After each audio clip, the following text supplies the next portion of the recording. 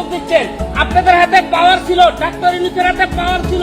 মাউতাইল 17টা কবর আপনারা একদিনের জন্য যান নাই। আপনারা শহীদের বিচার ওই 2 বছরে করলেন না কেন? সার্জিস আলম, নাহিদ ইসলাম, নাসির উদ্দিন পাটোয়ারিদের সামনে ঠিক এভাবেই ক্ষোভ ঝাড়লেন জুলাই আন্দোলনে শহীদ জিসানের বাবা। প্রায় 18 মাস এনসিপির একাধিক নেতা উপদেষ্টা পরিষদে থাকলেও জুলাই আন্দোলনে শহীদদের মূল্যায়ন করা নিয়ে ক্ষোভ ঝাড়েন তিনি। আপনারা শহীদের বিচার ওই 2 বছরে করলেন না কেন? ওই 2 বছরে যারা আহত, আপনাদের কাছে পাওয়ার ছিল, আপনাদের সম্পূর্ণ অধিকার ছিল। জাতীয় নাগরিক পার্টির এক অনুষ্ঠানে সম্প্রতি মুখোমুখি হন এনসিপির সামনের সারির নেতারা, আর সেখানেই তৈরি হয় এক হৃদয় বিদারক পরিস্থিতির অবস্থা। দীর্ঘদিনের জমানো কষ্ট আর বিচার না পাওয়ার যন্ত্রণা নিয়ে সোচ্চার হন শহীদ পরিবারগুলোর স্বজনরা। শহীদের বিচার ওই 2 বছরে করলেন না কেন? আমি 2 দিনের তাজা প্রাণ হারাইছি, আমি জুলাই যোদ্ধা। আমার সরকারের বিচারের জন্য আমি কেন রাস্তা করব?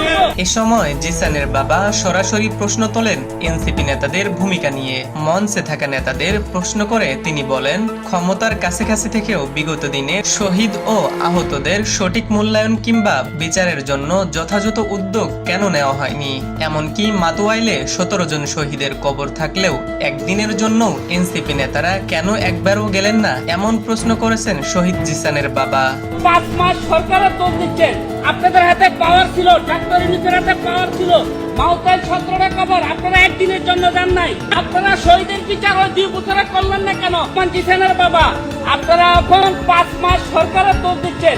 আপনাদের হাতে পাওয়ার ছিল, ডাক্তার ইউনূসের হাতে পাওয়ার ছিল। মাউতাইল 17টা কবর আপনারা একদিনের জন্য যান নাই। আপনারা শহীদের বিচার ওই 2 বছরে করলেন না কেন?